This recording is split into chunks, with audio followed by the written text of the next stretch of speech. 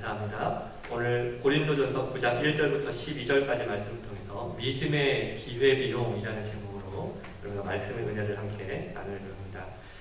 여러 가지를 선택할 수 있는 여러 가능성 중에서요, 우리가 한 가지를 선택하게 되었을 때 나머지를 포기하게 됩니다. 그때 그 나머지 포기한 것 중에 가장 가치 있는 큰 가치의 비용이 우리가 보통 경제학에서는 기회비용이다. 네, 기회비용이라고 이야기를 합니다. 사실 우리의 삶이 다 그런 기회비용을 가지고 따라 살면 하는 거 아니겠습니까? 우리가 무엇인가를 선택하기 위해서는 무엇인가를 포기하는 것. 네, 그래서 그 가치를 매겨가는 것. 그래서 어떤 분들은 내가 선택한 것이 내가 포기한 것보다 훨씬 크다고 느껴질 때, 더 잘했다고 느껴질 때 스스로를 스마트하다 생각하는 겁니다. 근데 내가 그 반대로 내가 선택한 것보다 내가 포기했던 것이 훨씬 더 낫더라. 그렇죠? 어떤 분들은 이 남자가 전달했어야 되는데, 뭐 그런 건 아니지만 중요한 것은 내가 선택한 것이 지금 내가 가지고 포기한 것보다 훨씬 더 크다고 느껴지면 행복하게 느끼고 그리고 훨씬 더 감사하게 느끼다는 것입니다. 미국 처음 정착하실 때 여러분 기억나십니까? 저도 유학 처음에 왔을 때 여러 가지 에피소드들이 있습니다. 에피소드들이 어떤 게 있냐면 일단은 정보가 많잖아요. 유학에 왔을 때 또 미국에 처음 와다 보니까 또 언어도 사실 쉽지 않았습니다. 괜히 더 고생하는 것 같고 괜히 나만 또 뒤처지는 것 같고 막 그러다 보니까 미국 초기 정착하실 때 많은 그 우리 이민자분들이 억울한 마음이 많이 들었다는 거예요. 억울한 마음. 괜히 억울해. 쳐다만 봐도 괜히 억울하고 밥 먹다가도 억울하고 특별히 근데 이 자녀를 둔 분들은요 자녀 교육시키는 문제에서도 억울함이 있었다고 합니다. 남들은 다 정보 얻어가지고 다 교육시키는 것 같은데 괜히 내 애들만 교육 잘 못 시키는 것 같아가지고 막 억울해하기도 하고. 여러분 우리가 다 좀 더 나은 것을 누리고 싶어하는 어떤 권리가 여러분 우리 마음가운데 있지 않습니까? 다 그런 권리를 찾고 싶어합니다. 그래서 그 권리를요 조금이라도 침범당했다 생각하면 막 화가 나고 또 심지어 다투기도 하고 심지어는 그거를 가지고 법정에 가서 그 문제를 해결하기도 하더라는 것입니다. 사실 우리는 이 권리를 지키는 문제에 있어서는 옛날부터 아마 여러분들이 그런 청년들이 그런 경험했는지 모르겠지만 제가 이제 그 국내 초등학교를 다닐 때만 해도 그런 것들에 대한 그 권리 지킴이 있었습니다. 그게 뭐냐면 짝꿍하고 같이 앉잖아요. 그 짝꿍하고 같이 앉으면 꼭 선을 그어요. 네. 선을 그어가지고 그냥 선만 그으면 상관이 없는데 거기다가 뭐라고 막 으름장을 놓냐면 야 이제부터 여기 이 선을 넘어오는 거는 이제 내 거야. 그런 보도가 있어요. 그렇죠? 선을 넘어오면 내 거야. 그러는데 아이고 심지어 좀 과격한 친구들은 라디컬한 친구들은 뭐 넘어오면 그 예전에 그 도르프 파이라고 있었어요. 그 칼 그걸로 다 갈라요. 그걸 또. 그러니까 지우개 넘어가면 지우개 넘어가는 걸고 그렇죠? 연필로 싹둑싹둑 자르다. 어느 건 언젠가 제가 책상에 잠깐 엎드려 자고 있었거든요. 자고 있는데 머리가 이렇게 잘려지는 거예요. 그래가지고 지금 같으면 이게 우리가 살고 있는 미국에서는 상상도 못한 일이지만 그 당시에는 그게 어떻게 허용이 된다고 합니다. 그래서 너무 황당하더라고요. 이게 머리카락이 넘어갔게 다니는지 머리통이 넘어갔으면 아주 그냥 난리가 났습니다. 자, 이렇게 우리는 무엇인가를 누리고 살아야 된다는 권리, 그 권리가 필요하다고 생각합니다. 그래서 그 권리를 마땅히 누릴 수 있는 것을 포기하는 사람들을 두고 많은 사람들이 저 사람 좀 이상하지 않나? 저 사람 좀 뭔가 좀 멍청하지 않나? 어리석지 않나? 라고 생각하기도 한다는 것입니다. 오늘 그런 의미에서 본다면 우리가 오늘 접하게 되는 사도 바울은요. 우리가 생각하는 그 어리석고 가장 그 억울한 사람이어야 합니다. 왜냐하면 그가 가지고 있는 이 기회비용을 따져봤을 때 그가 가지고 있는 선택한 것이 세상 사람들이 보기에는 그가 포기한 것보다 훨씬 더 가치가 없어 보이기 때문에 그렇습니다. 다른 얘기하면 그가 가지고 있는 것이 가장 가치 없어 보이는 일들을 한 것이기 때문에 세상 사람들이 보기에는 그것이 가장 어리석은 일처럼 보였다는 것입니다. 그럼 무엇인가? 우리 1절과 2절 말씀을 한번 같이 읽어보겠습니다. 1절과 2절 같이 읽어보겠습니다. 시작. 내가 자유인이 아니라 사도가 아니라 예수를 보지 못하느냐 주 안에서 행한 나의 일이 너희가 아니냐 다른 사람들에게는 내가 사도가 아닐지라도 너희에게는 사도이니 나의 사도됨을 주 안에서 인친 것이 너희다. 일단 바울은요 자유인이었습니다.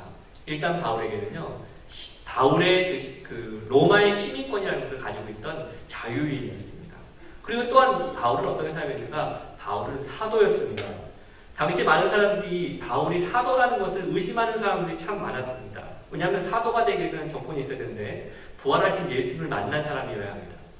그 많은 사람들이 부활하신 예수님을 사도 바울이 안 만났다고 생각했기 때문에 이 사도 바울에 대한 그 사도성을 의심하는 사람들도 있었습니다. 그런데 사실은 사도 바울은 분명히 부활하신 예수님을 만났습니다. 다메섹으로 가는 그 길 가운데 부활하신 예수님의 음성을 듣고 그분을 만나게 됩니다. 또 하나 사도 바울은요, 성령의 능력으로 복음을 전했습니다. 능력이 있는 복음을 전하기 시작했는데 그 열매 중에 하나가 뭐냐? 오늘 우리가 읽는 이 고린도전서, 다시 말하면 고린도 교회가 세워진 것이 하나의 증거라는 것입니다. 자, 이렇게 사도 바울은 자신이 자유인이라는 것하고 자신이 사도라는 것을 이렇게 강조하고 있습니다. 왜 그렇습니까? 왜 이렇게 강조하고 있는 것입니까? 그것이 3절 이후부터 그 이유를 설명하고 있습니다. 우리 3절 이유를 나중에 좀 살펴보겠고요. 당시 사도 바울을 좋아하는 사람들이 많았습니다. 그런데 반대로요, 사도 바울을 싫어하는 사람들도 있었습니다. 그들 중에는 아까 말씀드렸듯이 사도 바울이 가지고 있는 권위를 의심하는 사람들도 있었습니다. 거기에 마땅한 이유가 있었습니다. 그 이유가 뭐냐면 사도 바울이 사역을 하는데 사례를 받지 않는 거예요. 네, 사례를 받지 않는 것입니다. 교회로부터 마땅한 사례를 받지 못하고 있었다는 것입니다. 그래서 사람들이 권위가 의심된다는 거예요.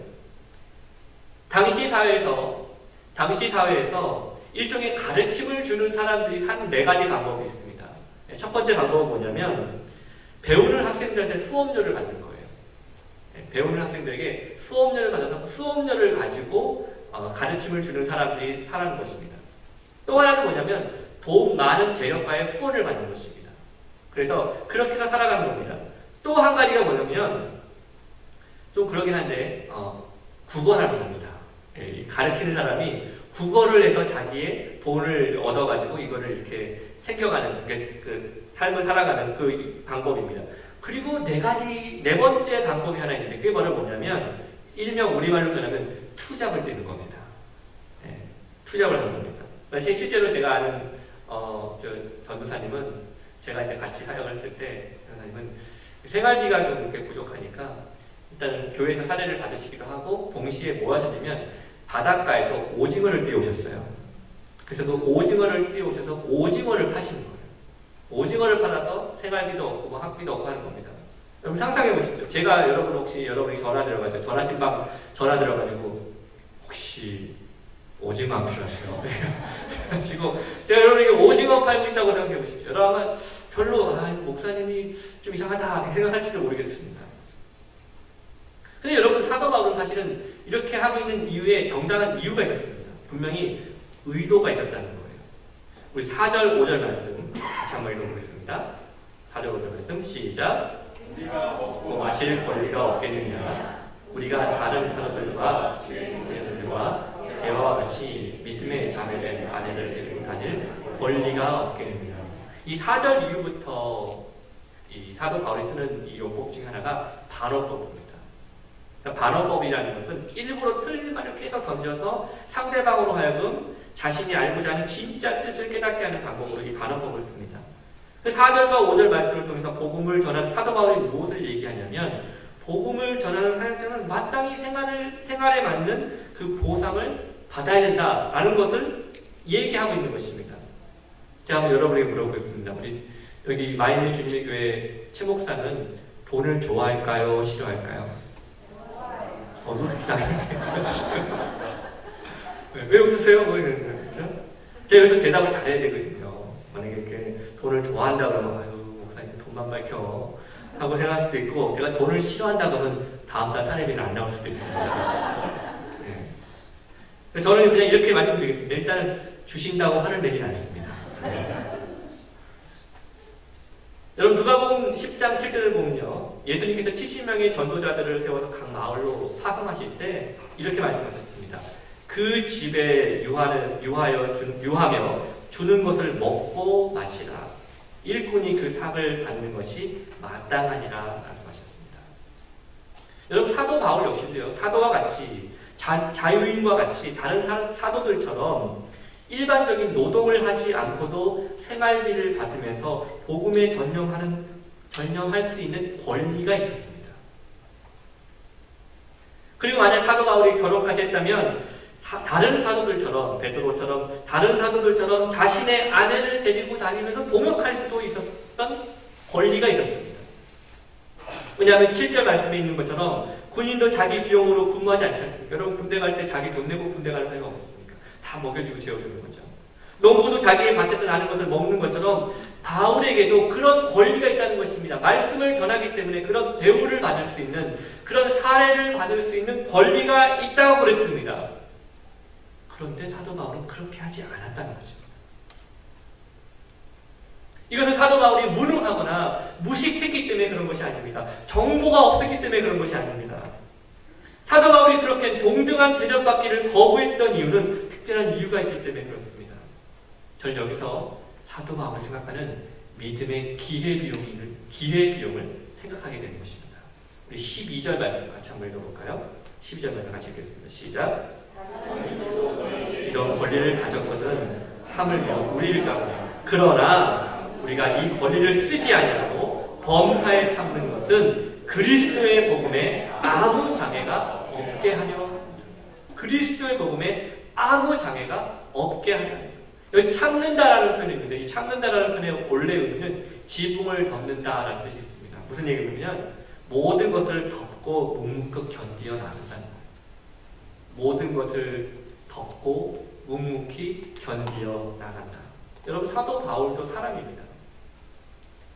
로봇이 아니라는 거예요. 지금까지 내심 아픔도 있을 수 있고 아쉽고 또 섭섭한 마음이 얼마든지 왜 없겠습니까? 그런데 그 모든 것을 덮고 견디어 나가고 있다는 것입니다. 여러분 왜 사도 바울이 이렇게 자기에게 주어지는 고통과 아쉬움과 답답함을 덮고 참고 또 참았습니까? 이유는 무엇입니까? 그리스도의 복음을 위해 참는 것이라는 것입니다. 그리스도의 복음을 위해서. 제가 오늘 이 12절 말씀은요, 여러분의 이해를 조금 더 돕기 위해서 쉬운 성경 버전으로 제가 읽어보겠습니다. 이렇게 표현되고 있습니다. 다른 사람들이 여러분에게 이런 것을 요구하는 권리를 가졌다면 우리는 그럴 권리가 더 있지 않겠습니까? 그러나 우리는 이 권리를 행사하지 않았습니다. 오히려 우리는 그리스도의 복음에 방해가 되지 않기 위해 모든 것을 참았습니다. 그리스도의 복음을 위해서 모든 것을 참았습니다. 여러분 사도 바울은 다른 사람들과 같이 특별하게 권리를 누릴 수 있고 그 권리를 누릴 수 있는 권리가 분명 그 가운데 있었지만 복음을 위해서 그것을 포기했습니다. 권리가 있는 자유인이었지만 그는 어쩌면 노예와 같이 무보수로 주인을 위해 일하는 노예처럼 그런 생활 방식을 삼았다는 것입니다. 오늘 저는 이러한 모습 속에서 우리의 모습, 특별히 우리 안에 계신 예수님의 말씀을 생각해 볼 필요가 있습니다. 예수님께서 이 땅에 오신 것은 사람들에게 대접받고 누리고 군림하기 위해서 오신 것이 아니라 오히려 섬김을 받음이 아니라 오히려 섬기고 많은 사람들에게 자기의 목숨을 대속물로 주시기 위해서 이 땅에 오셨다고 그랬습니다. 여러분 우리 그리스도인들에게 있어서 참된 믿음의 기회 비용은 무엇일까요? 그것은 그리스도를 위해 권리를 포기하는 권리를 갖는 것입니다. 다시 말씀드리겠습니다. 어떻게 하면 우리 가운데 이 믿음의 기회 비용이 무엇인가요? 그리스도를 위해 권리를 포기하는 권리를 갖는 것. 그게 우리 믿음의 기회 비용이라는 것입니다. 우리 각자의 삶에는요, 자신이 가지고 있는 기대와 욕심이 있습니다. 대부분 그걸 자기가 요구할 만한 자기의 자격이 있다고 생각하고 그것을 요청합니다. 여러분 교회라고 별반 다른 게 없습니다. 교회에는 직분이 있습니다. 그 직분에 마땅히 요구할 수 있는 권리들이 있습니다. 그런데 그 권리가 잘 돌아가면 상관이 없지만 문제는 그 권리들이 서로 충돌해서 어떤 일을 합니까? 서로 강력하게 아파할 때가 있더라는 것입니다. 여러분 한번 생각해 보십시오. 도대체 우리 교회 가운데, 우리가 있는 교회 가운데 목사를 누가 주셨고, 장로를 누가 주셨고, 권사를 누가 주셨고, 집사를 누가 주셨고, 우리에게 직분을 누가 주셨습니까? 하나님이 주신 것입니다. 복음을 위해 주신 것입니다. 나를 위해 그것을 내가 마음껏 사용해보라고 주신 것이 아니라 주님을 위해 사용하라고, 복음을 위해 참으며 사용하라고 우리에게 주셨더라는 것입니다. 여러분, 우리 또한 가정 속에서 권리자들입니다. 누군가는 아버지로서, 누군가는 어머니로서, 누군가는 남편으로서, 아내로서, 자녀로서 우리는 다 권리를 가지고 있습니다. 하나님께서 우리에게 부모의 권리를 주신 것은 내가 못다 이룬 꿈을 내 자녀에게 이루고 싶다. 아, 내가 이거 되고 싶었는데, 이거 옛날 참 좋아 보였는데, 그래서 내가 이루지 못한 꿈을 내가 자녀에게 주기 위해서 우리에게 자녀를 주신 것이 아니라는 것입니다. 철저하게 하나님의 말씀으로 그들을 키우라고 우리에게 주신 것입니다.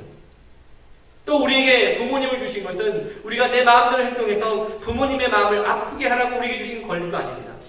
서로 부부 간에도 마찬가지입니다. 서로 미워하게 하라고, 서로 무시하라고 우리에게 주신 권리도 아니라는 것입니다. 사랑하는 성도 여러분, 우리에게 주어진 권리는 누구를 위해 쓰여지고 있는 것입니까? 나에게 주어진 권리는 누구를 위해 쓰여지고 있는 것입니까? 그리스도인에게 권리는요, 그리스도를 위해 쓸 때 참된 권리가 되는 것입니다. 오늘 그래서 저는 이렇게 표현하고 싶습니다. 우리는 복음을 위해 포기할 줄 아는 신앙을 가져야 됩니다. 여러분, 누가 복음을 위해 자신의 권리를 포기할 수 있겠습니까? 그것은 복음을 통해 사명을 발견할 사람들이 포기할 수 있다는 것입니다. 여러분, 사도 바울은요, 지금 이 경기장에서 경주하는 사람처럼 달려가고 있는 사람이었습니다. 최후의 상을 받기 위해서 열심히 달려가는 사람이었습니다. 그래서 참고 또 참는 것입니다. 경기에 달려가는 사람이 아니죠. 저 앞에 목표물이 보이는데 그거 뛰어가는데 이것도 생각하고 저것도 자기 권리 들고 이렇게 뛰면서 어떻게 그 경기를 마무리할 수 있겠습니까? 실제 경기에도 이기기 위해서 참고 견디는데 우리에게도 주어진 경기가 있습니다. 우리 인생의 경기에서 우리가 가야 될 곳은 우리에게 주어질 생명의 면류관을 바라보는 것입니다. 이 땅에서 우리가 어떻게든지 잘 먹고 잘 살까? 이 땅에서 우리가 어떻게 높아질까? 이 땅에서 어떻게 우리가 성공할까라는 생각으로만 있다면 그것은 다 썩어질 면류관들이라는 것입니다. 우리가 그것을 알면서도 우리는 그렇게 살아가고 있습니다. 그러면 사랑하는 성도 여러분, 오늘 우리가 한 가지 생각해야 될 것이 있다면 복음을 위해 포기하는 권리를 가져야 된다는 것입니다. 그럼 저는 세 가지 정도로만 우리가 무엇을 실제적으로 포기할 것인가를 생각해 보려고 합니다. 첫 번째로 우리의 믿음의 기회 비용을 치르기 위해서는요, 생각의 권리를 내려놓는 것입니다. 생각의 권리. 신약에서 서기관들과 바리새인들이 예수님의 제자들의 손을 씻지 않는다는 이유로 이 사람들이 비판을 합니다. 그때 예수님께서 하신 말씀이 이것입니다. 입으로 들어가는 모든 것은 배로 들어가서 뒤로 내어 버려지는 줄을 알지 못하느냐? 입으로 나오는 것들은 마음에서 나오나니 이것이야말로 사람을 더럽게 하느니라. 마음에서 나오는 것은 악한 생각과 살인과 간음과 음란과 도둑질과 거짓 증거와 회방이니 이런 것들이 사람을 더럽게 하는 것이요 씻지 않는 손으로 먹는 것은 사람을 더럽게 하지 못하느니라. 입으로 들어가는 것이 더러운 것이 아니라 우리 입에서 나오고 있는 것이 더러운 것이라는 것입니다. 어디서 나오는 것입니까? 우리의 생각, 우리의 마음에서 나오는 것입니다. 여러분, 생각은 보이지 않습니다. 생각은 제한받지 않습니다. 그래서 우리는 늘 우리의 생각을 남용합니다. 여러분, 우리가 혹시 우리 교회를 들어오실 때 내가 한 주간 무슨 생각을 하고 살았는지를 머리에 칩을 탁 떼가지고 그 칩을 딱 뽑으면 이 화면에 다, 여러분이 일주일에 무슨 생각을 하는지가 화면에 다 나오면 교회 나오시겠어요? 안 나오시겠어요? 그 교회는 못 가겠다. 여러분, 우리가 그런 사람들 아니겠습니까? 우리가 얼마나 우리의 생각을 나누겠습니까? 얼마나 우리 생각대로, 우리의 마음대로 우리 생각을 써버렸습니까? 그러므로 오늘 저는 이렇게 표현하고 싶습니다. 생각할 수 있는 권리부터 포기하십시오. 생각은 마음입니다. 하나님께서 인간을 창조하시고 우리 안에 하나님의 마음을 부어넣으셨습니다. 그런데 사탄으로 인해서 우리의 그 마음을 잃어버렸습니다. 그게 인간이 가지고 있는 하나님의 마음을 잃어버린 것이 비극의 출발이라는 것입니다. 그러므로 오늘 저는 여러분이 이렇게 표현하고 싶습니다. 우리 안에 있는 악한 생각을 버리십시오. 우리 안에 있는 악한 계획들을 버리십시오. 내 마음을 가득 채우고 있는 더러운 것으로 채워지고 있는 것, 음란한 것으로 채워지고 있는 것, 하나님보다 더 높아지고 싶어하는 마음들, 하나님 말고 의지하고 싶어하는 모든 마음들을 이 시간 내려놓기를 바랍니다. 잠시 즐거운 것을 계획하지 마시고 영원한 즐거움이 있다는 것을 여러분 생각하시길 바랍니다. 두 번째로 말의 권리를 내려놓는 것입니다. 여러분, 말은요, 인격입니다. 그 말에는 분명히 뿌리가 있습니다. 그러나 마음보다는요, 이 말의 영향이 엄청 큽니다. 내가 말하는 것은 내가 듣기도 하지만 듣는 사람도 듣게 되는 것입니다. 우리 말은요, 이런 말들이 됩니다. 우리의 말은 욕심에 찬 말들, 또 그래서 정욕적인 말들, 경험과 판단에서 나온 정확한 말들, 여러 가지 말들을 우리가 할 수 있습니다. 그런데 진짜 우리가 해야 될 말이 있습니다. 그게 바로 무엇이냐면 믿음의 말을 하는 것입니다. 믿음의 말을 하는 것. 특별히 우리가 이 믿음의 말을 해야 되는데 우리 삶을 살다 보면 이 자존심이 걸린 문제에서는 이 믿음의 말이 잘 안 나옵니다. 자존심. 그래서 어떤 신학자가 이런 얘기를 한 적이 있습니다. 우리가 하나님 앞에 가서 다 회개하는데 맨 마지막에 회개할 수밖에 없는 아주 끈질기고 붙잡고 싶은 것, 그게 바로 자존심이라는 것. 이 자존심이 걸린 문제에서는 이 말이 참 쉽지 않습니다. 누가 나한테 한마디 상처 주는 말을 하면 나는 거기에 한마디 상처 주는 말을 받았다면 나는 10마디의 상처 주는 말로 갚아줘야 된다는 생각했습니다. 우리가 혹시 그런 마음이 여러분 가운데 있다면 오늘 우리를 위해 참으신 예수 그리스도를 우리가 기억해야 됩니다. 또 복음을 위해 참았던 바울을 생각하는 것입니다. 또 한 가지는 무엇입니까? 우리 입술에서 세상의 헛된 말이 그 입에 머물지 않게 했으면 좋겠습니다. 우리가 세상의 헛된 말, 세상에 의미 없는 말들을 우리가 한 번쯤은 할 수 있겠지만 그것이 내 말의 습관이 되고 내 언어의 습관이 되게 해서는 안 됩니다. 어느 순간부터, 그런 순간부터는 내 입에서 나온 말이 축복과 믿음의 고백이 아니라 세상적인 기준을 말하고 있는 말들을 하기 때문에 그렇습니다. 사랑하는 성도 여러분, 그러므로 선한 것을 많이 보고 들으십시오. 하나님의 말씀을 읽으십시오. 하나님의 말씀을 들으십시오. 그 안에서 우리가 축복의 말, 또 믿음의 말을 할 수 있게 되는 것입니다. 마지막으로 행동의 권리를 내려놓는 것입니다. 행동의 권리. 여러분, 지금 전 세계적으로, 특히 우리 한국도 그렇지만 이 바이러스가 침투해서 참 많은 사람들이 어려움을 당하고 있습니다. 그런데 제가 여러분에게 한 가지 더 강력한 바이러스를 말씀드리고 싶습니다. 그 바이러스의 이름은 한 번쯤입니다. 한 번쯤. 이 한 번쯤이라는 이 바이러스가 우리에게 되면 아무런 영향이 없는 것처럼 보이지만 한 번쯤, 아니 한 번쯤, 아무도 없는데 한 번쯤, 괜찮아. 한 번쯤이니까. 나는 우리의 잘못된 행동들이 어느 순간에 우리에게 일정한 패턴을 만듭니다. 그리고 그 패턴이 우리가 이야기하기를 습관이라고 부르는 것입니다.